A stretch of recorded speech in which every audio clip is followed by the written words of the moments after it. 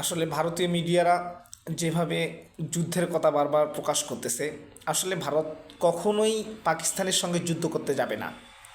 এটা আপনারা যারা এডুকেটেড পারসন, আপনারা একটু চিন্তা করে দেখবেন বা এটাকে নিয়ে ব্যাখ্যা বিশ্লেষণ করে দেখবেন যে ভারত কখনোই পাকিস্তানের সঙ্গে যুদ্ধ করতে যাবে না।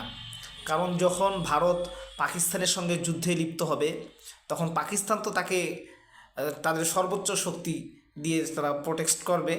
পাশাপাশি এদিকে বাংলাদেশ, এদিকে চায়না বা পার্শ্ববর্তী যে রাষ্ট্রগুলো আছে, দেখা যাচ্ছে যে তাদের যে অনেক জায়গা জুড়ে দখলদারিত্ব ভারত চালিয়েছিল, সেই জায়গাগুলো তারা ফেরত নেওয়ার জন্য সর্বোচ্চ চেষ্টা করবে।